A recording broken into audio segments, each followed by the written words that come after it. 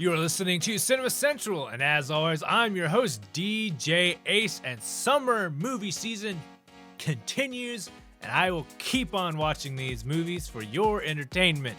So this week, it is time to talk about Aladdin. All right, so here we go. Aladdin is a surprising live-action adaptation of the Disney classic with all the songs you remember and a few extra additions to the story. It is well performed and has some good lead actors and was generally a good movie-going experience. So if you're looking for a family-friendly film to watch, Aladdin is probably a good bet. As always, spoilers are ahead for the rest of this review. What I liked most about Aladdin was actually Will Smith as the genie, which is surprising given how much backlash there was when the movie was first announced. I generally like Will Smith in most of his films, and I thought he did a great job. There was, of course, the elephant in the room of how can someone recapture one of the most iconic voice performances, such as Robin Williams in the original animated film. The answer is you don't. While the movie does touch on some of the original genie notes, I felt that Will Smith did his own thing for the most part, and that is the part I liked about it. Also, to be honest, the whole movie felt like Hitch meets Aladdin, which in my opinion totally works. And I also really like Hitch as well, so it's a good melding there. The other thing I appreciate about this film is utilizing new actors. Now, of course, Will Smith is a big name in Hollywood, but the other two headliners playing Aladdin and Jasmine had relatively small acting careers up to this point. The actress for Jasmine, Naomi Scott, has only appeared in one other big budget film, and that was the 2017 Power Rangers, and we all know how that movie turned out. So I like that these newer people get to jump into a pretty big movie. It's a pattern that Disney has been doing for a while now. Just look at Star Wars or the Marvel films, and it's a trend I hope they continue.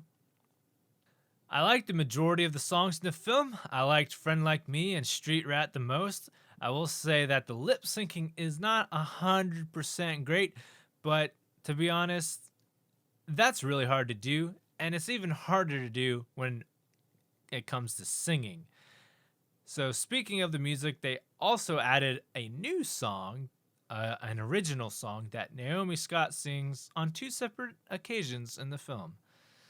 I really liked the chemistry between Aladdin and Genie. In this film, I felt that most of their scenes together were probably the funniest in the film. And honestly, the weakest character in the film was Jafar, which is sad because he's supposed to be the big bad guy. And let's be honest, Disney does have a track record of making poor villains in their live-action films. But my main issue with Jafar is while his motivations were clear, thanks to some story additions, he just did not have the same gravitas that the original had. I thought the additions to the story were interesting, that Jafar wanted to invade Jasmine's deceased mother's kingdom. There was also the addition of a side character named Hakim, who was like the lead soldier who had a big part towards the end.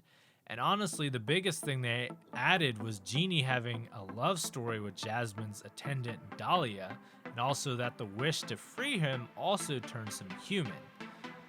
So I thought those were all interesting additions to the story that gave some depth that the original did not have. I was, however, disappointed that they didn't have Jafar magicking everyone into hourglasses like in the original, but I imagine that may have had something to do with safety. So I think this is about all I have to say about the newest Aladdin. I went in with no expectations, and I think that really pays off because it helped me take this iteration of the movie at face value. So it is my recommendation that you try to do the same. So should you see Aladdin? Well, if you're a fan of the story, the music, or the live-action remakes, or Will Smith, then I would say yes. That's it for this one. Thanks for listening, and I will catch you next time for Godzilla, King of the Monsters. Booyah!